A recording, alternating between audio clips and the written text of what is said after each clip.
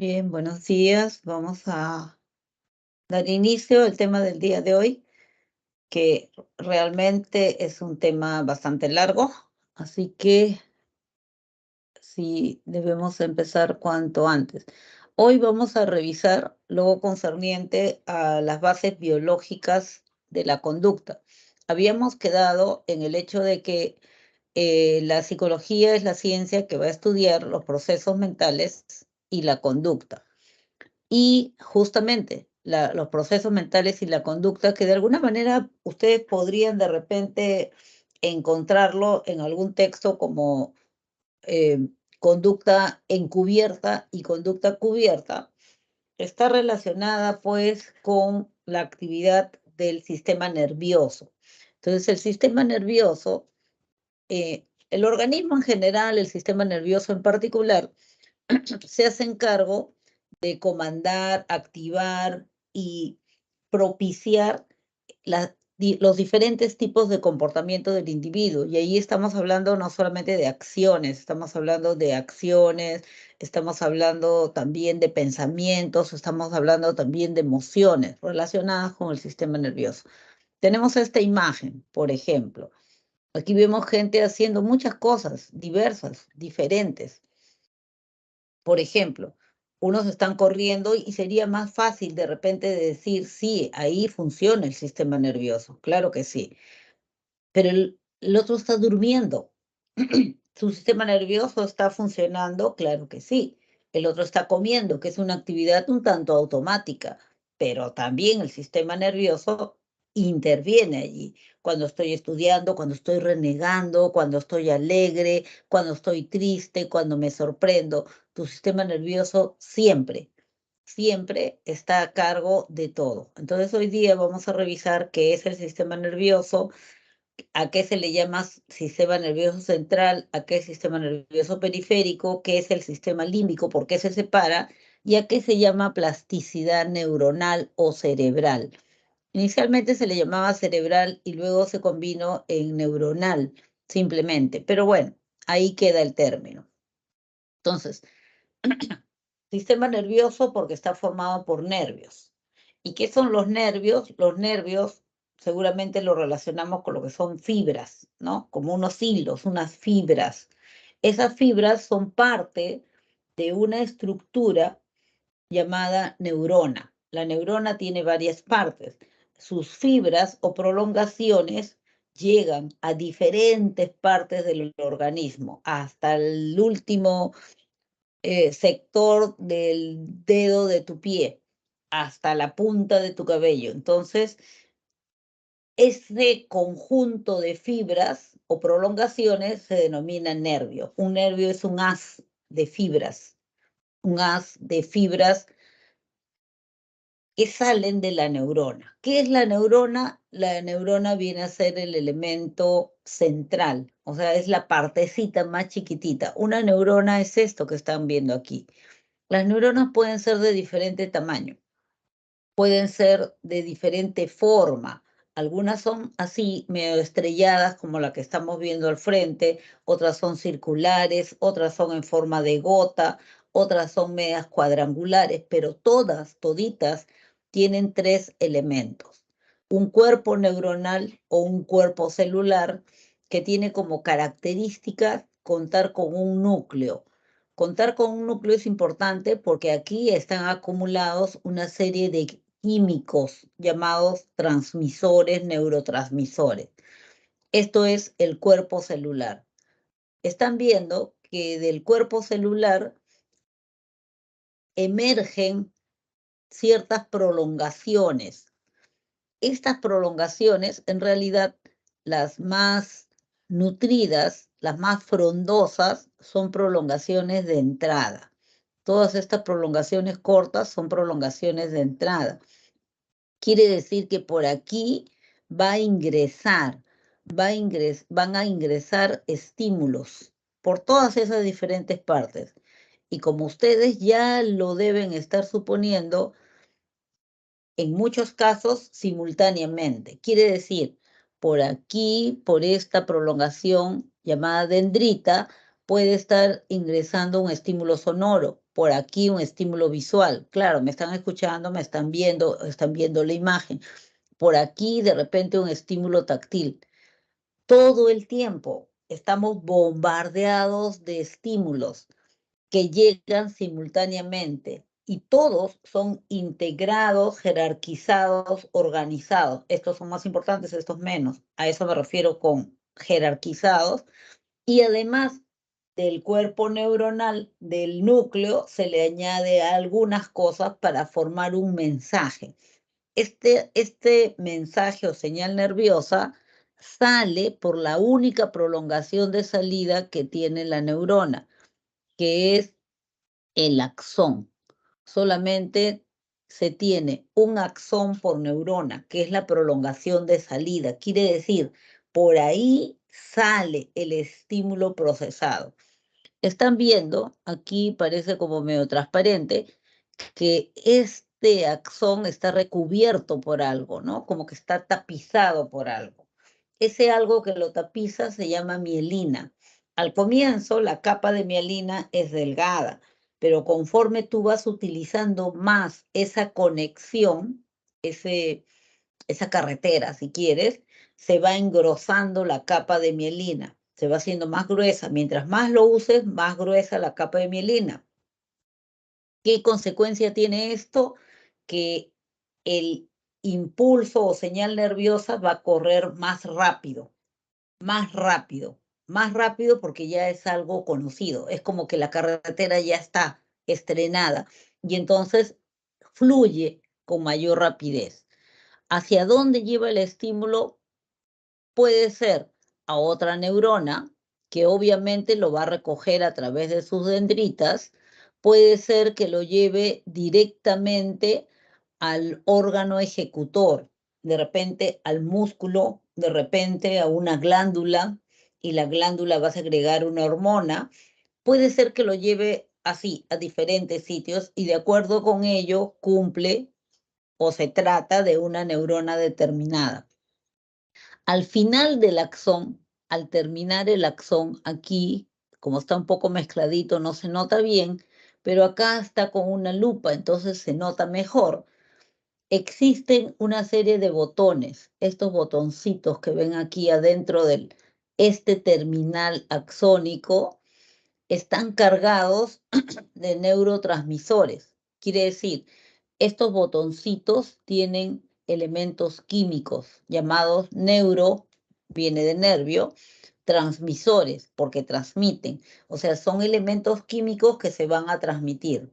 Importante, mientras el estímulo o señal nerviosa corre por las dendritas, por el cuerpo neuronal o por el axón, es una señal eléctrica.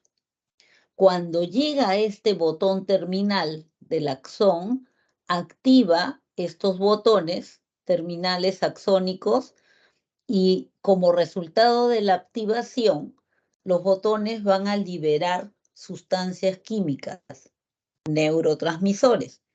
Entonces ahora la comunicación con la otra neurona o con el órgano ejecutor va a ser química, libera los químicos, acá vemos que los han dibujado, y esta dendrita lo va a capturar con sus receptores. Entonces fíjense, ahora la comunicación de la señal nerviosa se volvió una comunicación química. Es por ello que ustedes van a encontrar en los textos que revisen que dice que la comunicación interneuronal es un proceso electroquímico, eléctrico mientras está dentro de la neurona, químico cuando llega al final y ya se va la señal a otra neurona o se va al órgano ejecutor, ¿ya? A esta comunicación se le conoce con el nombre de sinapsis neuronal. La sinapsis vendría a ser el proceso de comunicación entre neuronas, ¿ya? Bien, las neuronas pueden especializarse en recibir la señal de primera fuente, o sea, de los órganos de la vista, de la audición, etcétera, y se llaman neuronas receptoras.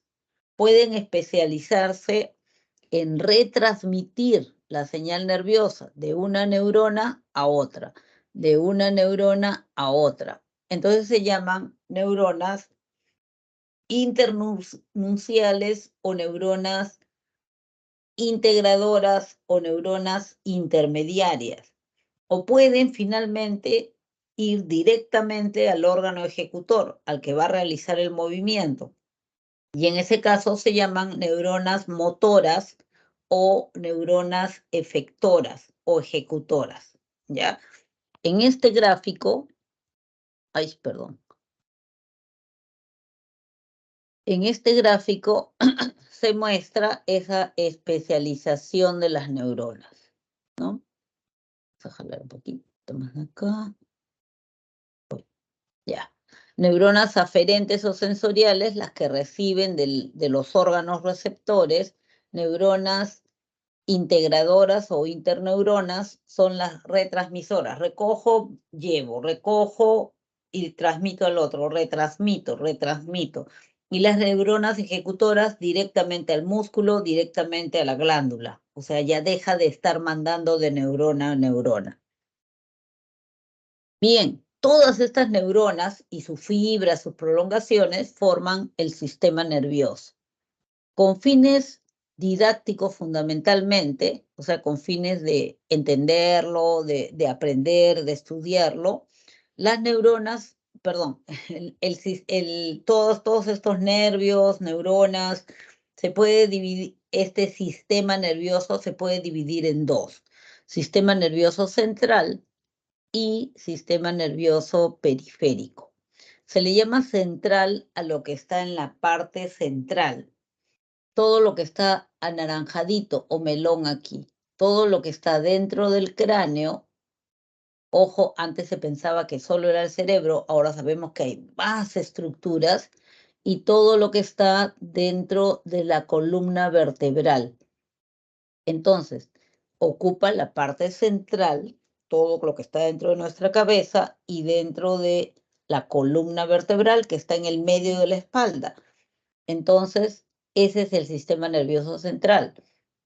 La otra razón por la que se le llama sistema nervioso central es porque funciona así, como una central de comunicación. Ahí llegan todos los estímulos, sea al encéfalo, sea a la médula, y los procesan, y de ahí salen todos los mensajes para todas las partes del cuerpo. ¿Ya? Entonces, eso es el sistema nervioso central.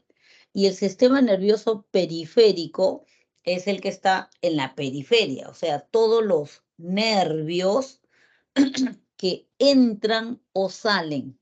O sea, todos estos nervios puede ser que ingresen al sistema nervioso central, puede ser a la médula, podría ser directamente al encéfalo, y todos los que salen, todos los nervios que entran o salen del sistema nervioso central forman el sistema nervioso periférico. Acuérdense, periférico, la periferia.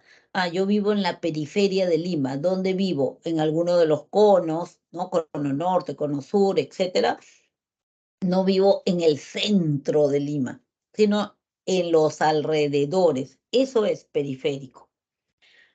Cada uno de estos sistemas nerviosos mencionados, a su vez, se subdivide. El sistema nervioso central se subdivide en encéfalo y médula. El encéfalo, todo lo que está dentro de mi cabeza. ¿Qué cosa es? Cerebro, cerebelo, tronco encefálico y otras estructuras subcorticales. Y la médula espinal, que es todo lo que está dentro de la columna vertebral. Luego lo veremos con detalle. El sistema nervioso periférico, a pesar de que son todos los nervios que entran y salen del sistema nervioso central, también lo podemos dividir. Podemos dividir, y en este caso será de acuerdo a la forma como funciona. Podemos dividirlo en sistema nervioso somático, que es el sistema nervioso, o sea, son todos los nervios voluntarios, funcionan a tu voluntad. Levante el brazo. Ya. muévelo a la derecha, ya. Yo lo muevo, yo muevo esos nervios, yo los estoy mandando. Pero hay otros nervios que tú no los mandas, nadie los manda, yo tampoco los mando. No los mandamos y forman el sistema nervioso autónomo, por eso se le llama autónomo o vegetativo. Quiere decir que funciona porque ya venimos programados para que funcione. Y obviamente funcionan porque preservan las funciones vitales para el individuo, el bombeo cardíaco, la respiración, o sea, todo eso está comandado por el sistema nervioso autónomo o vegetativo. Yo no mando a mi corazón, yo no le digo, detente, no se va a detener, va a seguir latiendo. Yo no quiero dejar de respirar, tampoco, no se puede, ¿no es cierto? Porque eso ya viene programado. O sea, eso forma el sistema nervioso autónomo o vegetativo, vinculado a las funciones vitales. Ahí también hay otra subdivisión que ya la veremos en su momento. Bien, aquí se ha puesto este gráfico para que puedan de repente ilustrarlo mejor. Todo esto es el encéfalo, todo lo amarillo. ¿Qué hay dentro de lo amarillo? Todo lo que está acá, dentro del recuadro amarillo. El cerebro, el mesencéfalo, puente, bulbo, que forman el tronco encefálico. Todo esto obviamente no está así partidito, sino que en el gráfico está seccionado para que vean las partes. Y el cerebelo. Ay, ¿dónde estás? Acá, el rojito. Todo está apiñado ahí, ¿no? Puntito. Y si yo levantara este cerebro o corteza, veré que aquí abajo hay otras estructuras que ahí no se ven, ¿ya? Y sistema nervioso central, el encéfalo y la médula espinal. La médula espinal es lo que está aquí adentro, ¿ya? ¿Qué sería esto? Cervical, torácico, lumbar, sacra. Fibras nerviosas. La médula está formada por fibras nerviosas, como un tallo. ¿Qué, qué importancia o qué te permite el sistema nervioso central? Te permite pensar, imaginar, deglutir, que es una actividad automática. Paso saliva, paso comida, reaccionar automáticamente, que son los reflejos, mantener el equilibrio, que es también una actividad medio reflejo, medio aprendida. Este es el cerebro. También es llamada corteza cerebral y ahorita van a saber por qué. Este es el cerebro. Aquí en esta maqueta, bueno, se ha quitado la parte superior como si quitara la tapa del cráneo, cráneo, hueso, conjunto de huesos planos que forman una cavidad hueca. Son muy duros. Acuérdate, te caes, te golpeas la cabeza, no se rompe, ¿no? Difícilmente se rompe. ¿Por qué? Porque tiene algo muy importante ahí, que es el cerebro. Fíjense ahí. ¿Ve? Se dan cuenta que es como si fuera dos mitades idénticas. Eso es el cerebro, pues. Hasta atrás. Y no te llega, mira, ¿te das cuenta? No llega hasta el final, no va a llegar hasta acá. Hasta aquí llegará, más o menos. Entonces, el cerebro es llamado también corteza cerebral porque en realidad es como si fuera así acumulado, como si fuera una tela larga, larga que le he corrugado por ambos lados, formando los dos hemisferios cerebrales, hemisferio cerebral derecho y hemisferio cerebral izquierdo. Ambos son idénticos en apariencia. Si yo veo un pliegue acá, seguramente que el pliegue también está en el otro lado. Aquí veo una cisura, acá también hay una cisura. Son idénticos aparentemente. ¿Ya? Tienen ya, esta tela larga, si yo la voy alisando, alisando, alisando, mediría 2,2 metros, más o menos, pero está corrugada. Y pesaría 1.350 gramos, o sea, 1,350 kg en adultos. está cubierta por unas membranas o por 3 membranas llamadas meninges, entre las cuales, o sea, acá hay una meninge, acá hay otra meninge, pero son súper delgadas, y ahí hay un líquido que sirve como amortiguador, o sea, está recontra protegido, ¿ya? Obviamente sí es la parte más voluminosa del cerebro. Aquí lo vemos ya cerebro purito, miren por la parte de abajo cómo es, acá tiene lóbulos metidos y aquí queda una cavidad donde les decía que hay otras estructuras subcorticales. Este sería parte del tronco encefálico y esto el cerebelo, ¿no? Si lo vemos por atrás, o sea, de espaldas, fíjense hasta dónde llega el cerebro, quiere decir que cuando yo me golpeo aquí en lo que llamo la nuca, me estoy golpeando el cerebro, pero si me golpeo más abajo, estoy golpeando el cerebelo. Y por eso hay diferente tipo de reacciones, ¿no? Diferente consecuencia, digámoslo así.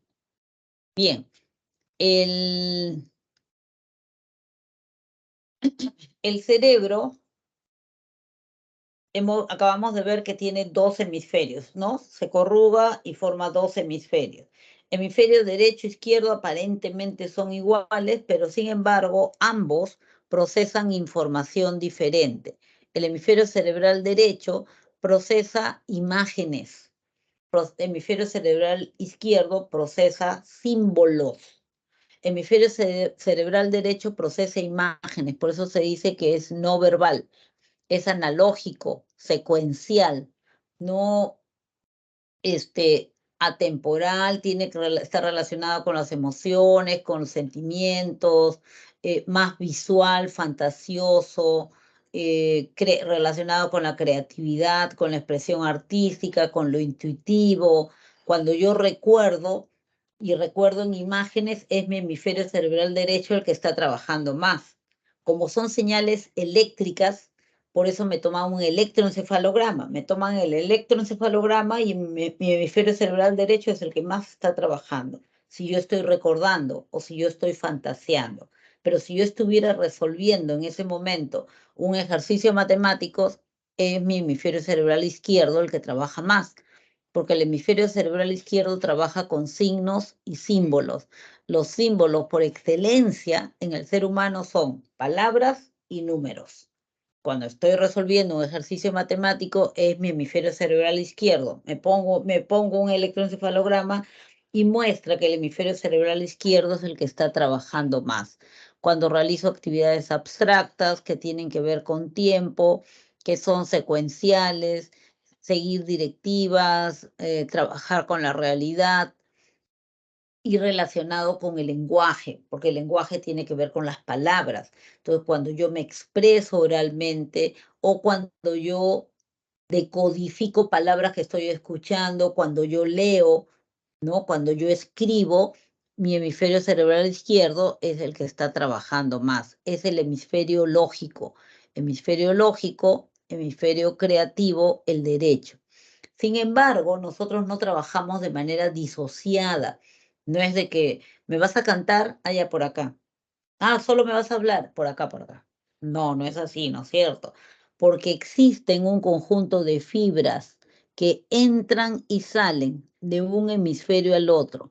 Esas fibras que entran y salen de un hemisferio al otro llevan y traen información. Por eso es que nuestras reacciones son integrales, son integrales. Yo puedo estar leyendo e imaginando. Esa es una reacción integral.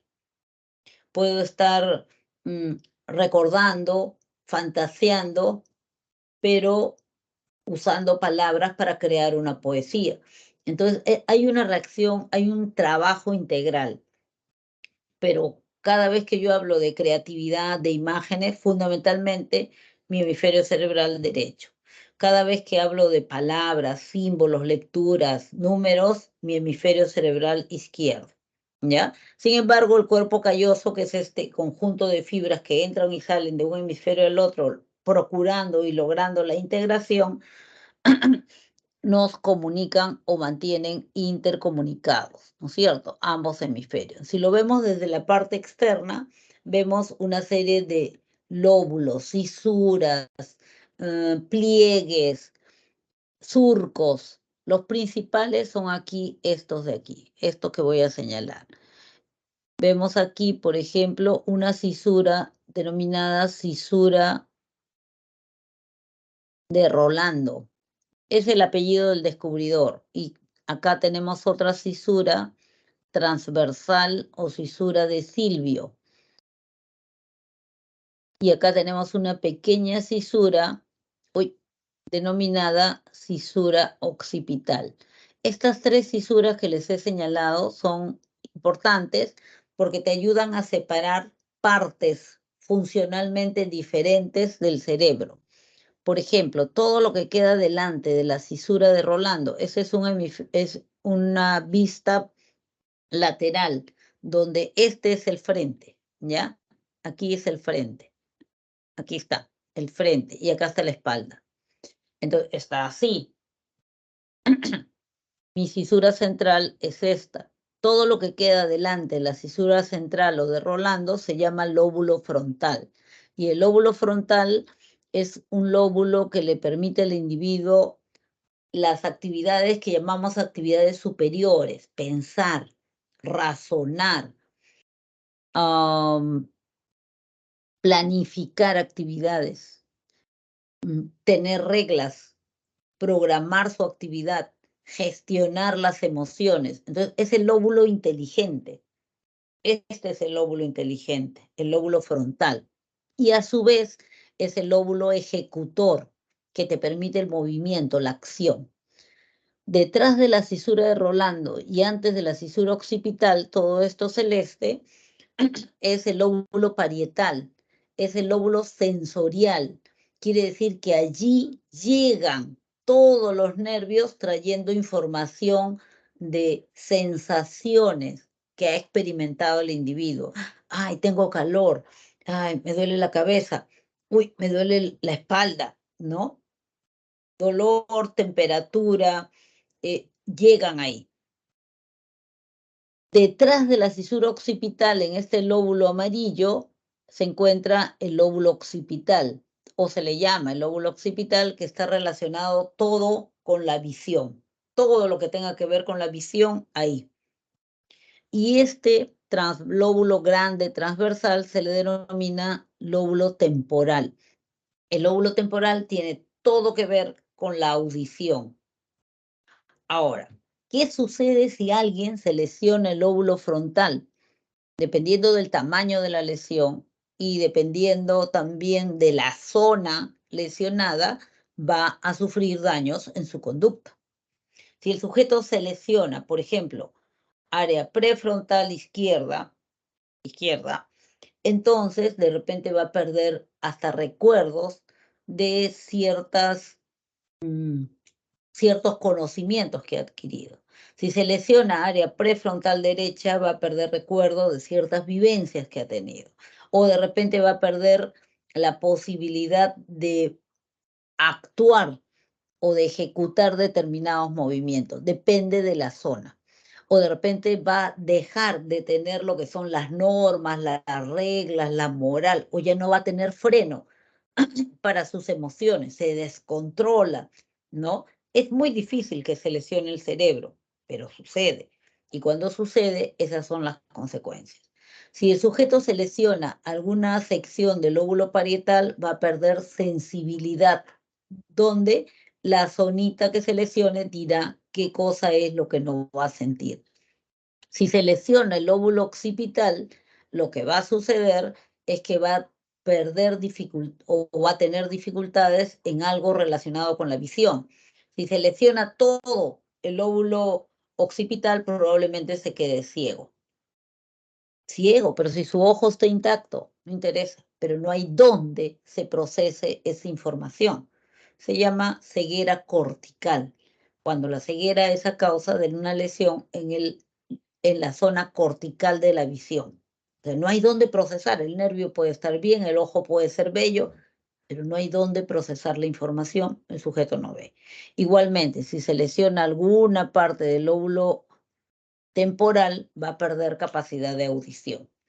Cada lóbulo tiene algunas zonas más importantes o más especializadas en algunas actividades. Por ejemplo, el área prefrontal, toda esta que está la parte más delantera del lóbulo frontal, lo que correspondería a nuestra frente, tiene que ver con las actividades de planificación, para planificar mi día, planificar mi vida, planificar mi largo plazo, mi corto plazo. Planificar una actividad tiene que ver con el área prefrontal. Si me lesiono el área prefrontal, eso es lo que se va a deteriorar, ¿no? Algunas secciones tienen que ver con la memoria también. Encontramos un centro de la escritura, es el área de Exner, relacionado con el escribir, el movimiento ojo-mano para poder escribir. En el hemisferio cerebral izquierdo, que es el hemisferio lingüístico, el hemisferio lógico, encontramos un área de Broca en el lóbulo frontal, que está relacionado con el hablar, con el decir. Yo que estoy hable, me toman el electroencefalograma y sí, pues mi hemisferio cerebral izquierdo es el que más está trabajando. Pero dentro del hemisferio cerebral izquierdo hay una zonita donde todas las neuronas trabajan, es el área de Broca, porque el área de Broca es la que me permite armar las oraciones para poder expresarlas, ¿ya? En el hemisferio cerebral izquierdo también y en el lóbulo temporal encontramos la llamada área de Wernicke, que es un poco más grande y que permite decodificar el lenguaje hablado. Ustedes que me están escuchando y están entendiendo lo que digo, o parte de ello, están utilizando su área de Wernicke, porque eso les permite decodificar y armar para ustedes mismos el entendimiento, la explicación de lo que les estoy diciendo, ¿ya? Luego tenemos, ¿qué más? Aquí tenemos también el lóbulo temporal, rayando con el parietal, lo que se conoce como el área de Dejerine. El área de Dejerine es el área relacionada con la comprensión lectora, o sea, comprensión del lenguaje escrito. Vamos a pasar al siguiente, ¿ya? Bueno, esta es una abertura que se hace de la fisura central para ver zonas corticales. Seguimos y tenemos aquí el cerebelo. El cerebelo es la estructura que se encuentra debajo del cerebro, ¿no es cierto? Este es el cerebelo, acá abajo. También tiene una corteza. Este es el tronco encefálico, el tronquito. Y este es el cerebro. Cerebro, cerebelo, tronco encefálico. El cerebelo está relacionado con acuérdense, con la secuencia de acciones para realizar una actividad. Cuando yo realizo una actividad, hay una secuencia de acciones para poder de repente moverla, para poder caminar. Primero un pie, después el otro a determinada distancia con determinada intensidad. Toda esa secuencia de acciones de una actividad que luego se vuelve automática está ahí guardada en el cerebelo. Si se lesiona mi cerebelo, pierdo todas las actividades que ahorita son automáticas para mí. Peinarme sin pensar, cepillarme los dientes sin darme cuenta de lo que estoy haciendo, de repente manejar bicicleta, nadar, etc. Esta es la ubicación del cerebelo. Esta es la ubicación del cerebelo. Regula los movimientos voluntarios, brinda la posibilidad de equilibrio. Para mantenerme en equilibrio hay una secuencia de acciones que yo debo realizar y me permite los movimientos uniformes y coordinados. Si yo me lesionara el cerebelo, mis movimientos serían descoordinados, ¿no? A ver, tócate la nariz, no sabría dónde. ¿Por qué? Porque no hay coordinación. Porque lo que yo aprendí de hacia dónde debería dirigir mi dedo para tocarme la punta de la nariz, eso está destruido, roto, dañado. Mi caminar también sería así, un tanto incierto, mis movimientos, ¿no? La cantidad de presión que tengo que poner para agarrar un vaso también, ya no la tengo, pues, ¿no? O sea, todo lo que eran secuencia de acciones para realizar una actividad la he perdido. Entonces, de repente lo presiono muy fuerte, rompo el vaso en mi mano, etcétera, ¿no? Ese es el cerebelo. ¿Qué otra estructura tenemos ahí? Tenemos el tronco encefálico. Miren, el tronco encefálico es este de acá, el tronco encefálico. Ya. El tronco encefálico, mire, este es un cerebro partido, ¿no es cierto? Es la mitad, es la mitad. Por eso puedo ver la parte interna. Aquí estoy viendo una parte del cerebelo. Este es el cuerpo calloso, o sea, las células que entran y salen de un hemisferio al otro. Y esto, fíjense, color melón, esto es el cerebro. O sea, el cerebro, por eso se le llama corteza cerebral, porque no es que es toda la masa hasta el medio, no, es una masa que está cubriendo una serie de estructuras. Todas estas son estructuras subcorticales. Este es el tronco encefálico. Este grandecito gordito es el tálamo, hipotálamo, hipófisis. ¿Ya? Ahí está, tranquilo. Bueno, el tronco encefálico está relacionado con funciones vitales y una de repente, de las estructuras más importantes y sorprendentes que tiene es justamente un conjunto de neuronas que están allí en el tronco encefálico mismo como regaditas, ¿no? Como si yo agarrara de una caja un puñado de neuronas y las esparciera, ¿cierto? Las esparzo y como tienen prolongaciones, forman como una malla. A esto se llama sistema reticular, ¿ya? Y el sistema reticular es bien importante, porque el sistema reticular es el que te va a permitir el estado de alerta mientras estás despierta y mientras estás dormida, ¿ya? Mientras estás despierta, tú puedes estar escribiendo, conversando, viendo televisión, pero si sucede algo muy fuerte o llamativo o imprevisto, ¡pum!, explota algo, inmediatamente volteas. No por curiosa, no por curioso, sino volteas porque esta es una reacción automática gracias al sistema reticular. El sistema reticular te permite la atención involuntaria. Atención involuntaria, ¿ya? La atención involuntaria, gracias al sistema reticular. De día, volteo, ¿no? Y la atención involuntaria también de noche. Si tú estás durmiendo y de pronto tus padres empiezan a hablar algo que tiene relación contigo, sí, ya, sí, apenas termine el mes lo vamos a mandar a Canadá. Y tú te sientas y dices, ¿qué? ¿Me van a mandar a dónde? Oye, ¿tú no estabas durmiendo? ¿Estás escuchando? No, estaba durmiendo, pero no sé si soñé o escuché que ustedes dijeron que me iban a mandar a Canadá. Duerme, duerme, ya mañana hablamos. ¿Qué pasó? Tu sistema reticular activó el botón de alerta y te despertó. Activó el botón del despertar. Entonces, es por eso que tú te despiertas. ¿Y cómo es eso de que el sistema reticular sabe cuándo despertarte? Porque el cerebro mantiene en el ser humano un nervio, aunque sea un nervio, que lo conecta con cada una de las estructuras nerviosas. Entonces, lo conecta ahí, lo conecta al sistema reticular y le dice, importante, entonces tú inmediatamente te despiertas, ¿ya? Una persona que ustedes pueden haber conocido y que tenía un sueño tan profundo que pasaba un tren a su costado y no se despertaba, de pronto ha tenido un bebé. Ha tenido un bebé y está durmiendo y apenas el bebito gime, inmediatamente se despierta. ¿Qué pasó? La despertó el sistema reticular, porque ahora el cerebro ha calificado otra cosa como importante, todos los sonidos que emita su bebé y se despierta inmediatamente, ¿no es cierto? Cambió. Eso es importante para ella ahora. ¿Qué pasa si se lesiona el sistema reticular? Si se lesiona el sistema reticular, el sujeto entra en estado de coma. ¿Qué significa eso? Es como un sueño permanente. Un sueño permanente.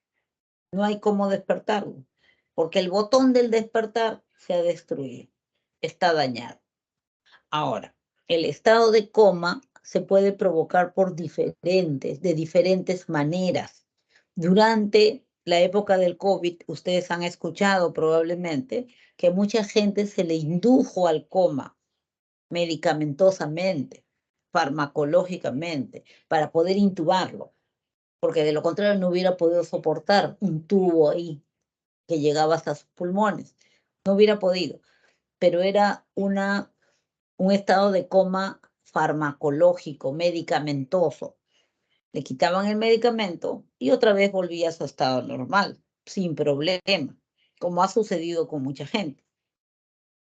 Pero en el caso de que tu estado de coma sea a causa de una destrucción del sistema reticular, se dañó, se murieron las neuronas, etcétera, un tumor, etcétera, entonces es bien difícil que el sujeto pueda retroceder, pueda volver a despertar. Pero está tibiecito, ¿sí? Cuando duermes, tu cuerpo está tibiecito. Yo siento su corazón que late, sí, pues. Cuando duermes, tu corazón sigue latiendo, más despacito, pero sigue latiendo. O sea, es como si estuvieras durmiendo para siempre. ¿Hasta cuándo? Hasta que dure toda tu reserva de nutrientes. Pero lo alimenta por una máquina todos los días, entonces puede quedar ahí para siempre, pero no va a despertar. Por lo menos con lo que tenemos de avance en medicina hasta ahora, no, ¿ya? Puede ser de que alguien descubra algo y bueno.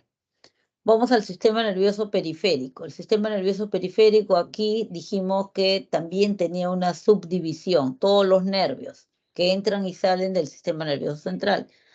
Lo podemos dividir en sistema nervioso autónomo si trabajas solo y ya está programado, y sistema nervioso somático si es voluntario. Yo domino, yo controlo los movimientos.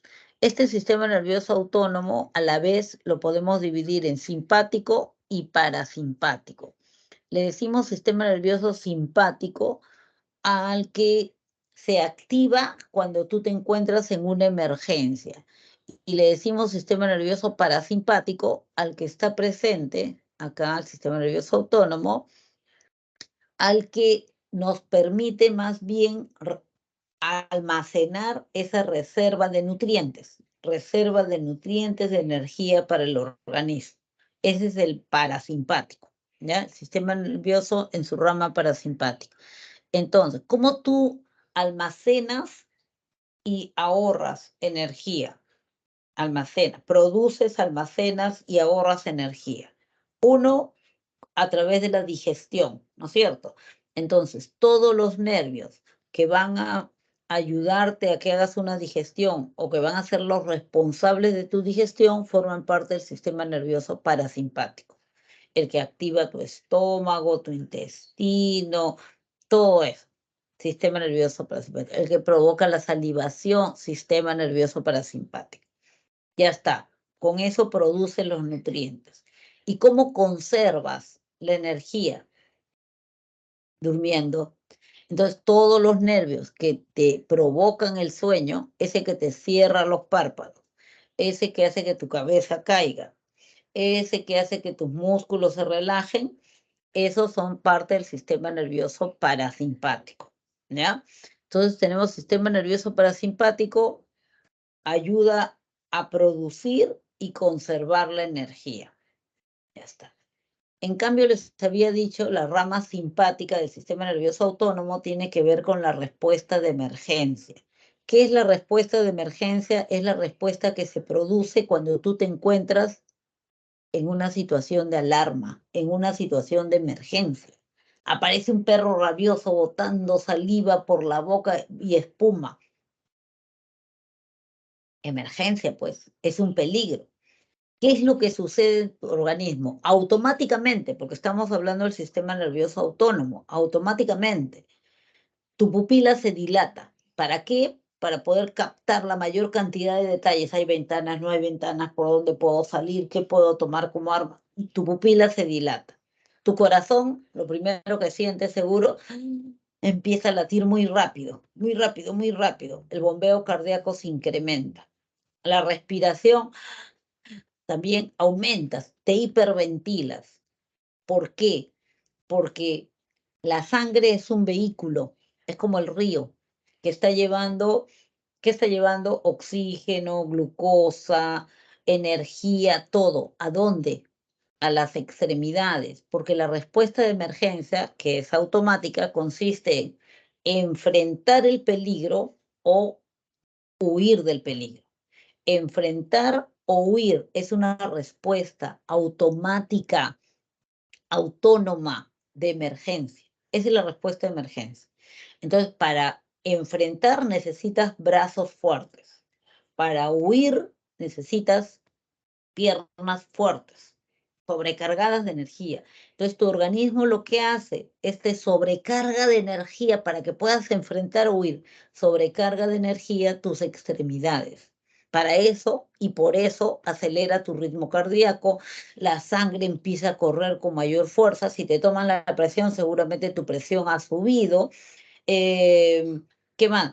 Tu vesícula va a empezar a producir mayor cantidad de glucosa, porque glucosa es energía, ¿no es cierto? Si estás comiendo en ese momento, ya la digestión se paraliza, pues, y tu pupila se dilata, se hiperventila, todos esos cambios, que como se habrán dado cuenta, son contrarios a los que producía el sistema nervioso parasimpático.